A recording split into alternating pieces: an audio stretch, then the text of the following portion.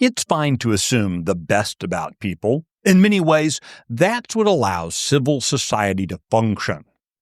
But sometimes, individuals tell us who they really are. When they do, we really should believe them.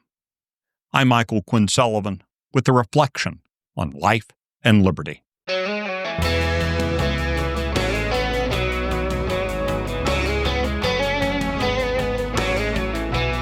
There's an unfortunate trend in politics where voters often refuse to recognize the true nature of the incumbents. For better or worse, candidates are essentially products. Marketing blitzes with carefully scripted ads right down to perfectly poised family Christmas cards create the veneer of personal intimacy without actual substance. In nearly every case, we don't know the candidates as individuals. We vote for the product we're presented. But that product is a big-ticket item, like a house or a car. Yet more so, because my vote is an investment in the future for myself, my children, and neighbors. I want to get it right, and so do you.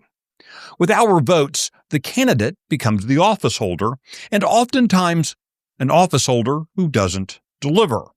While their social media posts position themselves as fighters, most end up somewhere on the spectrum of either ineffectual furniture or cog in the wheel of the establishment cronies. As you might imagine, no one ever campaigns as cog for the cronies, yet they show us that by their actions and inactions. Enter the cognitive dissonance, that disquieting realization that comes when confronted with two things that cannot be true at the same time.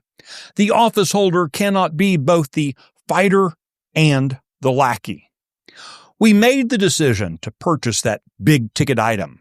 We made a promise to protect our kids. We had even told our neighbors to embrace this person. So instead, we clam up about our own incumbent even as we chastise others for not getting rid of theirs. You see, this is why incumbency has such a hold. It's not because of the money or power, but because we shackle ourselves to our own bad decisions at the ballot box. We shackle ourselves to the servant we hired based on the promises of their campaign.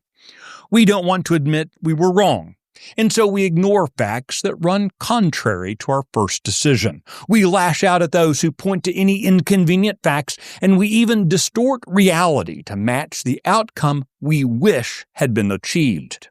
When it's a car, we say things like, "I think it's great that the back windows don't roll down and the steering column doesn't adjust. Those are fewer things that can go wrong." But with a politician, we become fawning cheerleaders and embarrassing apologists. As the hiring officers on the Committee to Save the Republic, we should be something more. Citizens should treat the selection of our servants as less than a personal investment and more of a professional exercise. Rather than pridefully allow our losses to mount, we should be willing to move on. When politicians show us who they really are, we should believe them and, when necessary, replace them with someone who will actually deliver the outcomes we need. Our constitutional republic will thrive only to the extent that we remember that as citizens, we are supposed to be in charge.